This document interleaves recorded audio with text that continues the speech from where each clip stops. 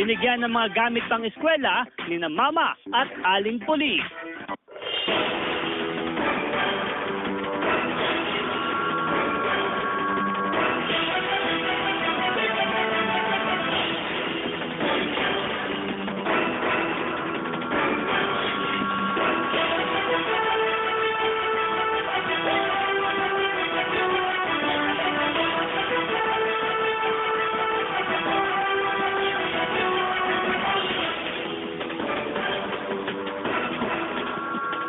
Magandang hapon, Hilaga at Gitnang Luzon.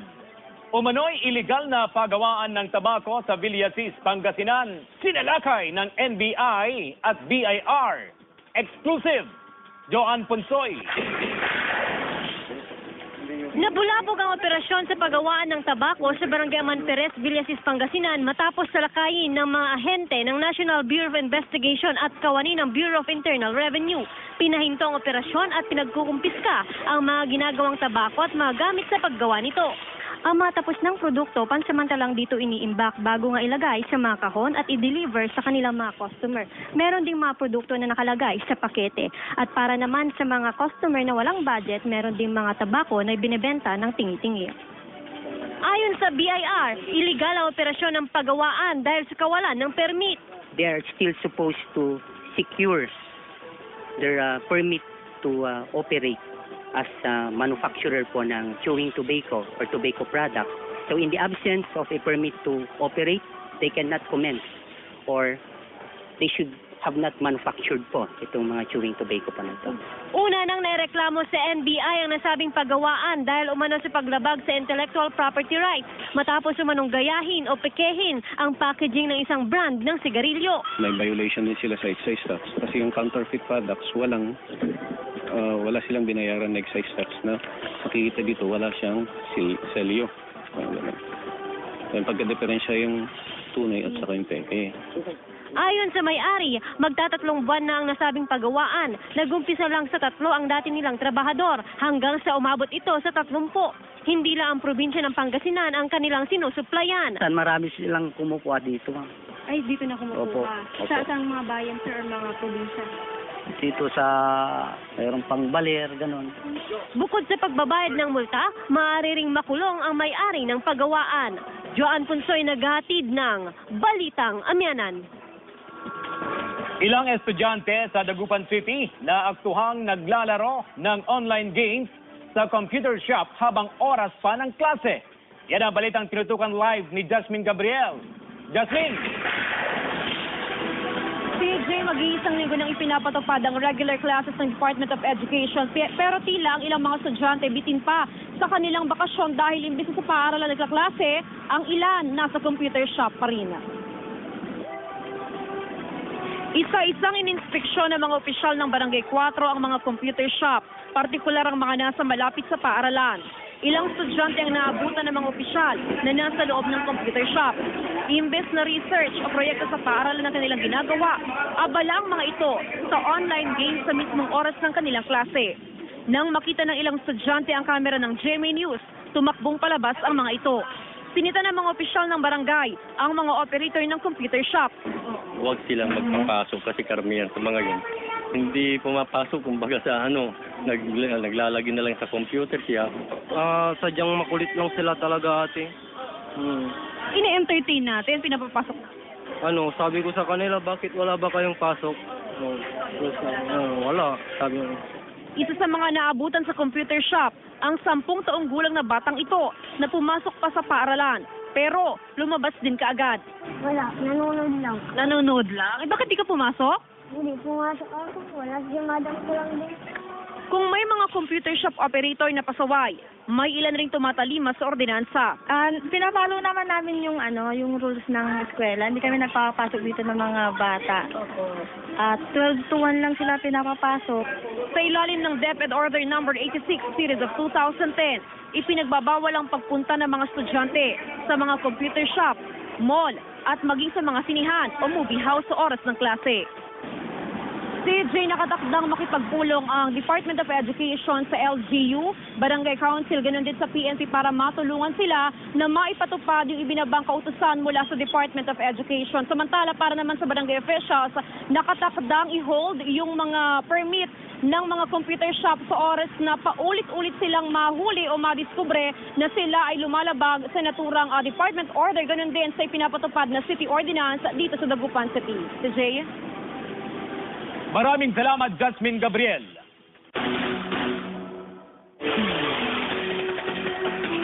Apat patay, 6 sugatan sa magkahiwalay na aksidente sa Ilocos Sur at Pangasinan. Naka-alerto si Joan Ponsoy. Galing Dagupan City at pauwi na sana sa Isabela ang mga sakay ng AUV na ito nang sumalpok sa isang puno ng mangga sa Barangay Catablan, Urdaneta City. Agad binawian ng buhay ang driver na si Aureliano Baracao at Kenneth Justin Mariano. Kritikal ang asawa ni Baracao na si Violeta habang sugatan ng 4 pa nilang kasama. Sa lakas ng impact, wasak ang harapang bahagi ng sasakyan. Titignan mo yung kalsada, medyo hindi lighted yun. So kung in-expect mo na diretso yung kalsada, tapos pagdating mo, kumaliwa ka, mag-overtake ka, andun pala yung nasa harang yung puno ng mangga doon. Samantala, patay ang driver na si Genaro Tapuro at angkas nitong si Leonardo Palor matapos sumalpok ang sinakyang motorsiklo sa malaking bato sa Barangay Dardarat, San Juan, Ilocos Sur. Kritikal ang isa pa nilang kasama na si Joel Olivas. Pauwi na umano ang mga biktima sa Santo Domingo, Ilocos Sur nang hindi mapansin ang pakurbadang daan kaya dumiretso sila sa isang malaking bato. 3 po ang nakasakay sa TMX 155 na motorcycle. Patungo po sila ng north direction. Nung nakarating na sila sa may Barangay Dardarat, siguro sa sobrang bilis ng motor hindi nila napansin ang kurbahan. So dumiretso sila sa may malaking bato. Joan Punsoy naghahatid ng Balitang Amyanan.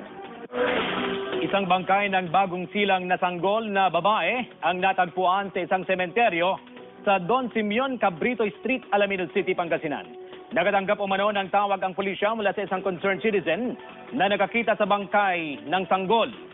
Nakalagay sa kahon ang patay na sanggol at nakapatong sa nicho.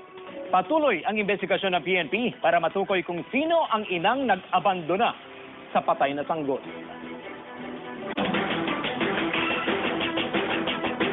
Mga batang mag-aaral, binigyan ng mga gamit pang eskwela ni Mama at Aling Pulis sa Aguilar, Pangasinan. Good news sa ni Alfie Tulagan. Laking tuwa at pasasalamat ng mga mag-aaral at guro sa Bokbok East Elementary School sa Aguilar, Pangasinan sa regalong handog ng mga mama at Aling Pulis. Katuwang ang Mista Foundation, nagpamahagi ng mga gamit eskwela ang mga men in uniform. Yung talagang mag-reach out sa mga bata, sa mga estudyante, especially doon sa mga nangangailangan. At least in our own little way, matulungan namin sila sa education nila at sa mga pangailangan nila. Bilang pasasalamat, naghandog ng awitin ang mga bata para kina Mama at Aling Pulis.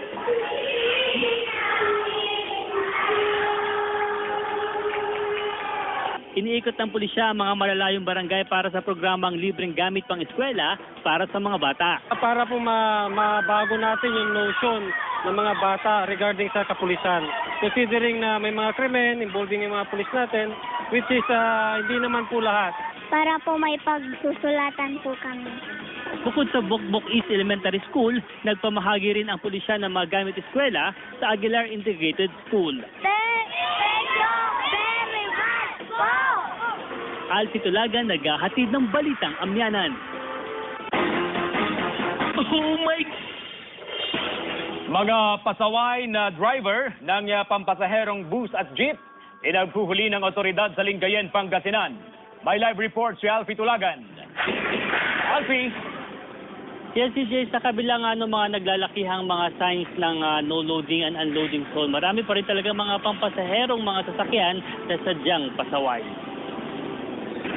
Tinikita ng otoridad ang mga pasaway na driver ng mga pampasaherong jeep at bus sa bahaging Alvear Street, Lingayen, Pangasinan. Kahit napakalaki na ng no loading and unloading sign, nagbaba pa rin ng pasahero ang jeep na ito. Pero paliwanag ng driver, agad daw bumaba ang 2 senior citizen Kaya ito napilit na magbaba ng pasahero sa no unloading zone. Napansin ko naman na bawal na. Hindi naman ako pumarking. Bababa ka lang po rin. Oo. Ayon sa pulisya at mga opisyal ng barangay na nagmamando ng trapiko na marami raw talagang pasaway na driver ng mga pampasaherong sasakyan. Kung minsan kasi okay lang sana kasi kung labasan ng mga estudyante dito, nahirapan na kami sir. Nandito na sila, baka magkasagasa sila mga bata, ganyan. Yun ang iningatan ko. Kailangan umanong sumunod sa batas trapiko ang driver ng mga pampasaherong sasakyan para maibsan ang bigat ng daloy ng trapiko sa lugar. Nagkakaroon ng traffic congestion dahil sa dami ng sasakyan na nagbababa dyan. So pinagbabawal na natin ngayon dyan na para mabawasan yung sobrang traffic. CJ, dito sa bahaging Alvear Street ay talagang maraming mga pasahero at marami rin napipick up itong mga bus at mga jeep dahil nga dito dumadaan itong mga sasakyan patungo doon sa mga destinasyon papuntang Kamiling at papuntang mga bayan ng Western Pangasinan. Maraming mga pasahero dito dahil andyan yung mga eskwelahan kagaya ng Magdalena Elementary School, Pangasinan State University at Pangasinan National High School. Pero kung hindi nga susunod itong mga pasaway ng mga motorista ay talagang titikita ng mga ito. Sayang din ito, hindi bababa sa 300 pesos yung pwedeng multa para sa kanila. Kaya naman, ang paalala ng pulisya ay sumunod doon sa batas trapiko, lalo na yung mga no loading and unloading zone. At syempre, hindi lang dapat din yung mga motorista yung dapat paalalahanan, maging yung mga pasahero. Dahil kailangang malaman din ng mga pasahero natin kung saan talaga yung tamang babaan at yung tamang sakayan para na rin hindi na rin kumbaga pumila doon yung mga pampublikong mga sasakyan, yung mga pampasaherong sasakyan. Kaya yung tinatawag nga na disiplina ay applicable yan sa mga pasahero at maging sa mga motorista. Yun muna ang latest dito sa Lingayen, Pangasinan. CJ? Maraming salamat, Alfie Tulagan. Mahigit 100 establishmento sa Dagupan City hindi pa nagapag-renew ng business permit. Sundan sa ulat ni Jasmine Gabriel. Aabot sa 100 establishmento sa Dagupan City ang hindi pa nakakapag-renew ng business permit sa kabila ng ibinigay na deadline noong February 20. Ito ang tutukan ngayon ng licensing office ng syudad. Isasagawa ang tax mapping sa susunod na buwan para malaman kung alin ang mga hindi pa nakakapag-renew. Significant pa rin pero actually ngayon hindi natin ma-determine kasi meron yung mga business establishment na nag-cease na ng operation na hindi lang na-inform yung office namin. Aminado ang licensing office na atrasado na ang tax mapping. Karaniwan kasing buwan ng Marso hanggang Abril, isinasagawa ang tax mapping. Ang tax mapping because of the election period para hindi naman masabi na baka nag-iikot-ikot kami for something o baka may issue pa. Ang ilang negosyante, todo asikaso sa papeles. Nilalakad na. Ngayon nakuha na ako ngayon nasa second quarter.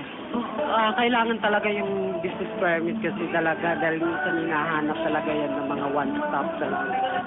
Sa ngayon, nasa mahigit 4,000 negosyante na ang nakapag-renew ng business permit. Jasmine Gabriel naghahatid ng Balitang Amyanan. Pag-issue ng resibo, mahigpit na ipinatutupad ng BIR. May report, Claire Lacanilo. Mahigpit na pinapatupad ng Bureau of Internal Revenue ang pag-issue ng resibo ng mga negosyante, lalo na sa mga kakarehistro pa lamang ng kanilang negosyo. Paliwanag ng BIR may kaukulang parusa ang sino mang hindi tatalima sa panuntunan ng ahensya. Every transaction po na gagawin natin, we are required po tayo mag-issue ng resibo or mag-ask po ng resibo sa mga pag may binili tayo or may binayaran tayong services. Aminado ang ilang negosyante na kung minsan o madalas, hindi sila nagbibigay ng resibo sa mga customer. Hindi po. Kumbaga may humingi, sinasura lang namin sa notebook. Kaugnay nito tuloy ang pagbibigay aral ng BIR sa mga negosyante na kukuha ng business permit. Layo nito maituro sa kanila na maging responsableng taxpayer. Dapat i-register mo sa SEC at the same time sa BIR para may identity yung association at ma-recognize din siya, lalo-lalo na sa municipality. Claire Lacanilaw, nag-aatid ng Balitang Amyanan.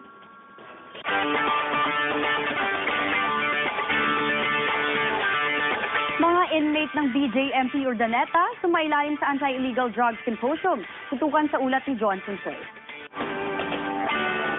Mahigit 400 inmates sa Urdaneta City District Jail ang sumailalim sa Anti-Illegal Drug Symposium. Katuwang ng District Jail sa symposium ang kapulisan. Layo nitong baguhin ang imahe ng mga inmates bilang magandang ehemplo at mapalawig ang kampanya kontra sa pinagbabawal na gamot.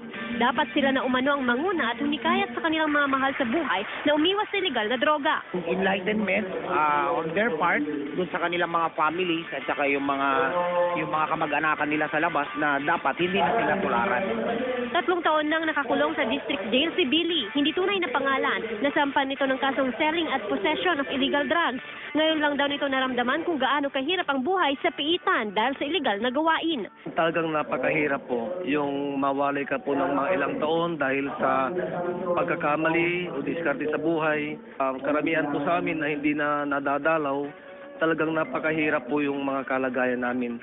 Masyurte na lang po yung mga iba na kasama namin na nabibigyan pa ng atensyon ng mga pamilya. Tinalakay rin ang paghihigpit ng pamunuan ng district jail sa pagpuslit ng illegal na droga sa loob ng piitan. Kabilang din sa kanilang programa kontra illegal na droga ang isinasagawang Oplan Galugad ng otoridad. Joan Punsoy naghahatid ng Balitang Amyanan. Sumalang sa Invent School Program Workshop ang piling guro at estudyante sa Lingayen, Pangasinan. Bahagi ito ng programa ng Department of Science and Technology para matulungan ang mga guro at estudyante sa pag-iisip ng mga posibleng imbensyong makapagpagaan ng buhay ng tao.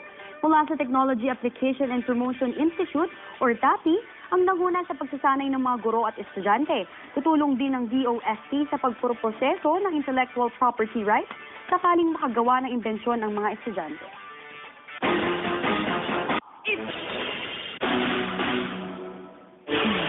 Dalawang rider ng motorsiklo sugatan sa magkahiwalay na aksidente sa Basista, Pangasinan. Claire Lacanilaw, pasok!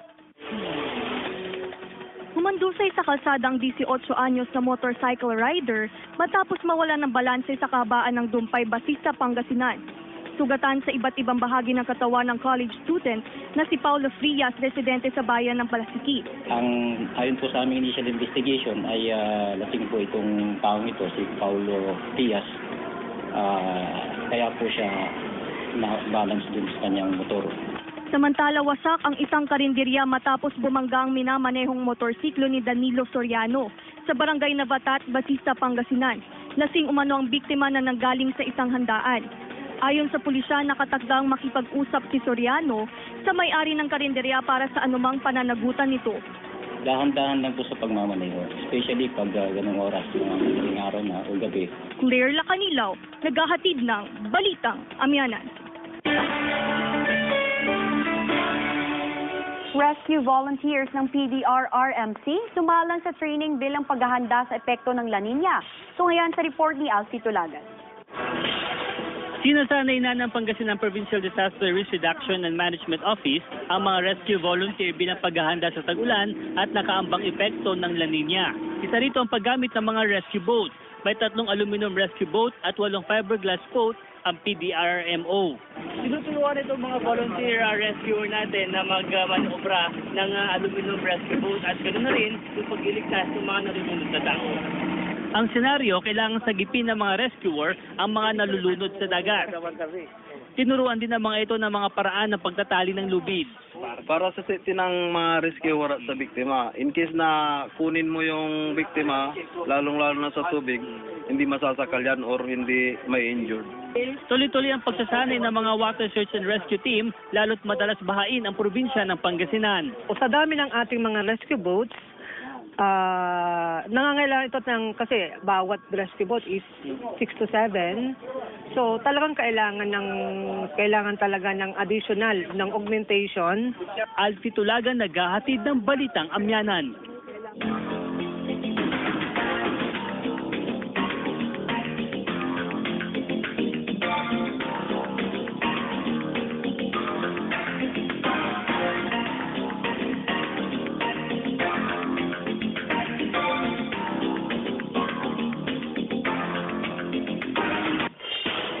At yan ang mga balitang hatid ng tropa ng katotohanan. Maraming salamat sa inyong pagtitiwala. Kasama si Faye Centeno. Ako po si CJ Torida at ito ang Balitang Amyanan.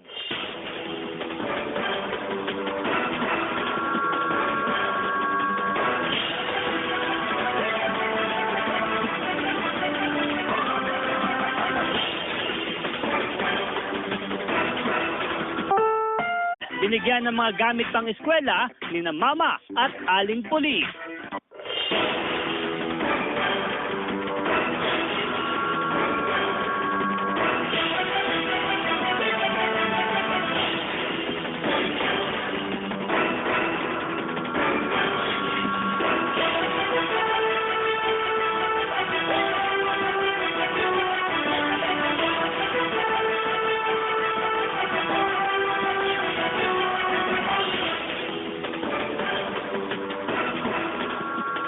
Magandang hapon, Hilaga at Gitnang Luzon. Umano'y iligal na pagawaan ng tabako sa Villasis, Pangasinan, sinalakay ng NBI at BIR. Exclusive, Joan Ponsoy. Nabulabog ang operasyon sa pagawaan ng tabako sa Barangay Amanperes, Villasis, Pangasinan matapos salakayin ng mga ahente ng National Bureau of Investigation at kawani ng Bureau of Internal Revenue. Pinahinto ang operasyon at pinagkukumpiska ang mga ginagawang tabako at mga gamit sa paggawa nito. Ang matapos ng produkto, pansamantalang dito iniimbak bago nga ilagay sa mga kahon at i-deliver sa kanilang mga customer. Meron ding mga produkto na nakalagay sa pakete. At para naman sa mga customer na walang budget, meron ding mga tabako na binibenta ng tingi-tingi. Ayon sa BIR, iligal ang operasyon ng pagawaan dahil sa kawalan ng permit. They are still supposed to secure their permit to operate as manufacturer po ng chewing tobacco or tobacco products. So in the absence of a permit to operate, they cannot commence or they should have not manufactured po itong mga chewing tobacco po na ito. Una nang naireklamo sa NBI ang nasabing pagawaan dahil umano sa paglabag sa intellectual property rights matapos umanong gayahin o pekehin ang packaging ng isang brand ng sigarilyo. May violation din sila sa excise tax kasi yung counterfeit products wala silang binayaran na excise tax na makikita dito wala siyang selyo. Yung pagka-diferensya yung tunay at saka yung peke. Ayon sa may-ari, magtatatlong buwan na ang nasabing pagawaan. Nagumpisa lang sa 3 ang dati nilang trabahador hanggang sa umabot ito sa 30. Hindi lang ang probinsya ng Pangasinan ang kanilang sinusuplayan. Marami silang kumukuha dito. Ay, dito na kumukuha. Opo. Sa asang mga bayan, sir, or mga probinsya? Dito sa mayroong pangbaler, ganun. Bukod sa pagbabayad ng multa, maaari ring makulong ang may-ari ng pagawaan. Joan Ponsoy naghatid ng Balitang Amyanan. Ilang estudyante sa Dagupan City na aktuhang naglalaro ng online games sa computer shop habang oras pa ng klase. Yan ang balitang tinutukan live ni Jasmine Gabriel. Jasmine! CJ, mag-iisang linggo nang ipinapatupad ang regular classes ng Department of Education. Pero tila ang ilang mga estudyante bitin pa sa kanilang bakasyon dahil imbis sa paaralan nagkaklase, ang ilan nasa computer shop pa rin. Isa-isang ininspeksyon ng mga opisyal ng Barangay 4 ang mga computer shop, partikular ang mga nasa malapit sa paaralan. Ilang estudyante ang naabutan ng mga opisyal na nasa loob ng computer shop. Imbes na research o proyekto sa paaralan ng kanilang ginagawa, abala ang mga ito sa online games sa mismong oras ng kanilang klase. Nang makita ng ilang estudyante ang kamera ng GMA News, tumakbong palabas ang mga ito. Sinita ng mga opisyal ng barangay ang mga operator ng computer shop. Huwag silang magpapasok kasi karamihan sa mga yun. Hindi pumapasok, kumbaga sa naglalagay na lang sa computer siya. Sadyang makulit lang sila talaga ate. Ine-entertain natin, pinapapasok. Sabi ko sa kanila, bakit wala ba kayong pasok? Wala, sabi ko. Isa sa mga naabutan sa computer shop, ang 10 taong gulang na batang ito na pumasok pa sa paaralan. Pero lumabas din kaagad. Wala, nanonood lang. Nanonood lang? Bakit di ka pumasok? Hindi pumasok ako. Wala, madam ko lang din. Kung may mga computer shop operator na pasaway, may ilan ring tumatalima sa ordinansa. Pinapalo naman namin yung rules ng eskwela. Hindi kami nagpapasok dito ng mga bata. 12 to 1 lang sila pinapapasok. Sa ilalim ng DepEd Order No. 86 Series of 2010, ipinagbabawal ang pagpunta ng mga estudyante sa mga computer shop mall, at maging sa mga sinihan o movie house sa oras ng klase. Si Jay nakatakdang makipagpulong ang Department of Education sa LGU, Barangay Council, ganun din sa PNP para matulungan sila na maipatupad yung ibinabang kautusan mula sa Department of Education. Samantala, para naman sa barangay officials, nakatakdang i-hold yung mga permit ng mga computer shop sa oras na paulit-ulit silang mahuli o madiskubre na sila ay lumalabag sa naturang department order, ganun din sa ipinapatupad na city ordinance dito sa Dagupan City. Si Jay? Maraming salamat, Jasmine Gabriel.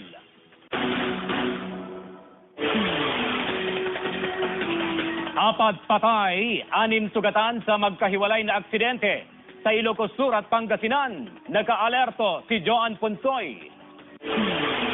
Galing Dagupan City at pauwi na sana sa Isabela ang masakay ng AUV na ito nang sumalpok sa isang puno ng mangga sa barangay Catablan, Urdaneta City. Agad binawian ng buhay ang driver na si Aureliano Baracao at Kenneth Justin Mariano.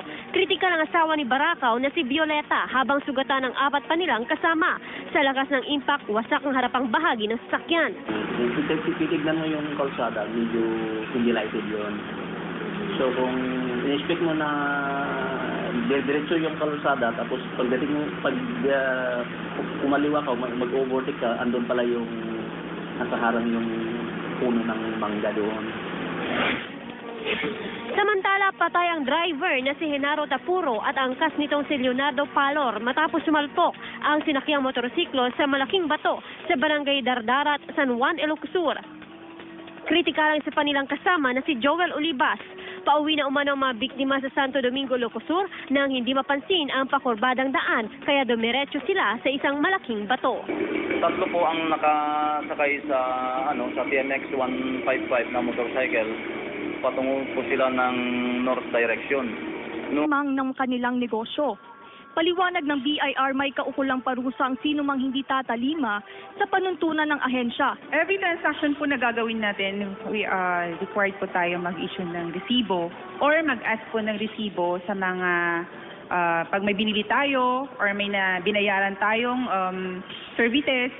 Aminado ang ilang negosyante na kung minsan o madalas, hindi sila nagbibigay ng resibo sa mga customer. Hindi po. Kumbaga may humingi, sinasura lang namin sa notebook. Kaugnay nito tuloy ang pagbibigay aral ng BIR sa mga negosyante na kukuha ng business permit. Layo nito maituro sa kanila na maging responsableng taxpayer. Dapat i-register mo sa SEC at the same time sa BIR para may identity yung association at ma-recognize din siya, lalo-lalo na sa municipality. Mayor Lacanilaw nag-aatid ng Balitang Amyanan.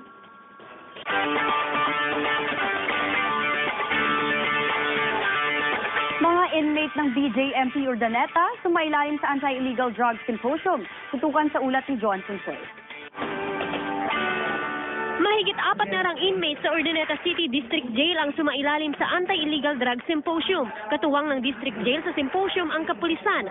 Layo nitong baguhin ang imahe ng mga inmates bilang magandang ehemplo at mapalawig ang kampanya kontra sa pinagbabawal na gamot. Dapat sila na umano ang manguna at hunikayat sa kanilang mga mahal sa buhay na umiwas sa illegal na droga. Enlightenment on their part dun sa kanilang mga families at saka yung mga kamag-anakan nila sa labas na dapat hindi na sila tularan. 3 taon nang nakakulong sa district jail si Billy, hindi tunay na pangalan. Nasampan nito ng kasong selling at possession of illegal drugs. Ngayon lang daw nito naramdaman kung gaano kahirap ang buhay sa piitan dahil sa illegal na gawain. Talagang napakahirap po yung mawalay ka po ng mga ilang taon dahil sa pagkakamali o diskarte sa buhay. Karamihan po sa amin na hindi na nadadalaw. Talagang napakahirap po yung mga kalagayan namin. Masyurte na lang po yung mga iba na kasama namin na nabibigyan pa ng atensyon ng mga pamilya. Tinalakay rin ang paghihigpit ng pamunuan ng district jail sa pagpuslit ng illegal na droga sa loob ng piitan. Kabilang din sa kanilang programa kontra illegal na droga ang isinasagawang Oplan Galugad ng otoridad. Joan Ponsoy naghahatid ng Balitang Amyanan. Sumalang sa Invent School Program Workshop ang piling guro at estudyante sa Lingayen, Pangasinan. Bahagi ito ng programa ng Department of Science and Technology para matulungan ang mga guro at estudyante sa pag-iisip ng mga posibleng imbensyong makakapagpagaan ng buhay ng tao. Mula sa Technology Application and Promotion Institute or TAPI, ang nanguna sa pagsasanay ng mga guro at estudyante. Tutulong din ng DOST sa pagproproseso ng intellectual property rights sakaling makagawa ng imbensyon ang mga estudyante.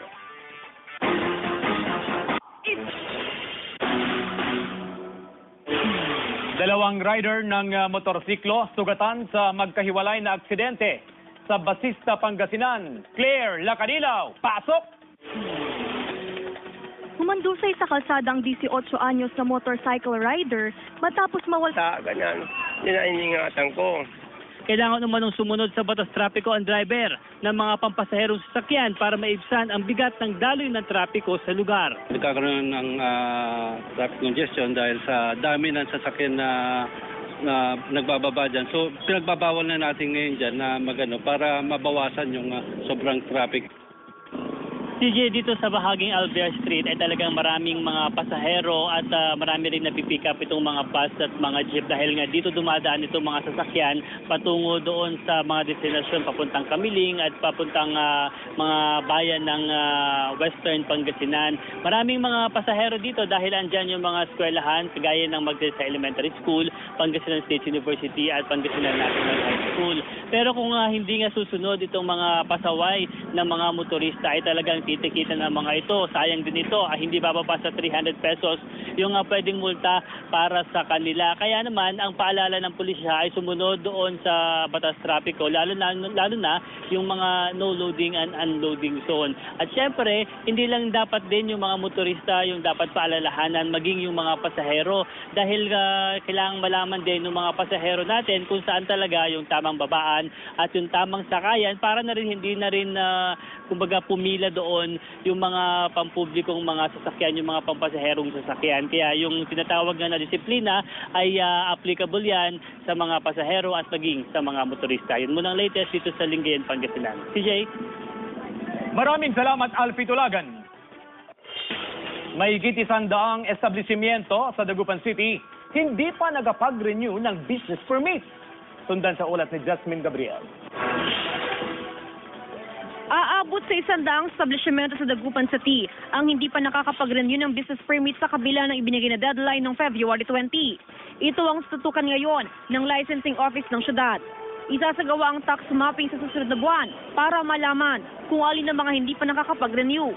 Significant pa rin, pero actually ngayon hindi natin ma-determine kasi meron yung mga business establishment na nag-cease na ng operation na hindi lang na-inform yung office namin. Aminado ang licensing office na atrasado na ang tax mapping. Karaniwan kasing buwan ng Marso hanggang Abril, isinasagawa ang tax mapping. Ang tax mapping because of the election period para hindi naman masabi na baka nag-iikot-ikot kami for something o baka may issue pa. Ang ilang negosyante, todo asikaso sa papeles. Nilalakad na. Ngayon nakuha na ako ngayon nasa second quarter. Kailangan talaga yung business permit kasi talaga dahil minsan hinahanap talaga yan ng mga one-stop talaga. Sa ngayon, nasa mahigit 4,000 negosyante na ang nakapag-renew ng business permit. Jasmine Gabriel naghahatid ng Balitang Amyanan. Pag-issue ng resibo, mahigpit na ipinatutupad ng BIR. May report, Claire Lacanilaw. Mahigpit na pinapatupad ng Bureau of Internal Revenue ang pag-issue ng resibo ng mga negosyante, lalo na sa mga kakarehistro pa lang. Kung nakarating na sila sa may barangay Dardarat, siguro sa sobrang bilis ng motor, hindi nila napansin ang kurbahan. So, dumiretso sila sa may malaking bato. Joan Punsoy naghahatid ng Balitang Amyanan. Isang bangkay ng bagong silang nasanggol na babae ang natagpuan sa isang sementeryo sa Don Simeon Cabrito Street, Alaminos City, Pangasinan. Nakatanggap umano ng tawag ang pulisya mula sa isang concerned citizen na nakakita sa bangkay ng sanggol. Nakalagay sa kahon ang patay na sanggol at nakapatong sa nicho. Patuloy ang investigasyon ng PNP para matukoy kung sino ang inang nag-abandona sa patay na sanggol.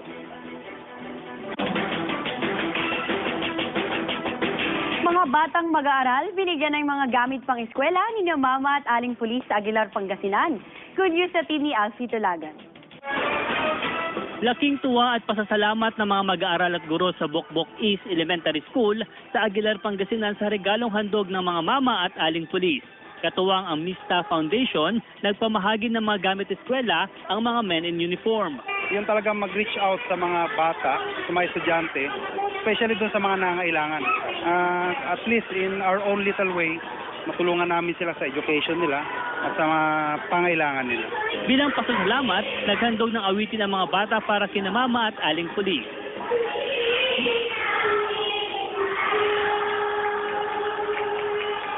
Iniikot ng pulisya ang mga malalayong barangay para sa programang libreng gamit pang eskwela para sa mga bata. Para po mabago natin yung notion ng mga bata regarding sa kapulisan.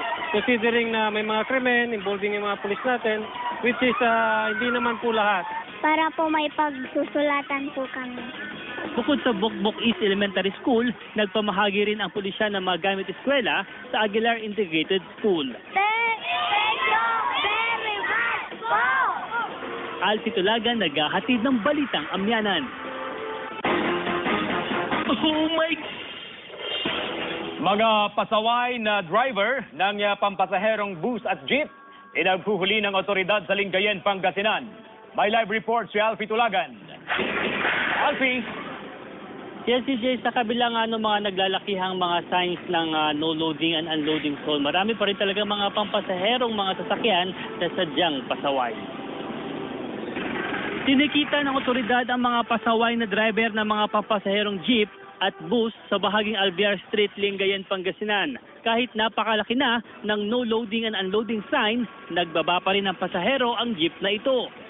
Pero paliwanag ng driver, agad daw bumaba ang dalawang senior citizen. Kaya ito napilitang magbaba ng pasahero sa no unloading zone. Napansin ko naman na bawal na. Hindi naman ako pumarking. Bababa pa lang po rin. Oo. Ayon sa pulisya at mga opisyal ng barangay na nagmamando ng trapiko na marami raw talagang pasaway na driver ng mga pampasaherong sasakyan. Kuminsan kasi okay lang sana kung labasan ng mga estudyante dito, nahirapan na kami sir. Nandito na sila, baka makasagasa sila mga bata.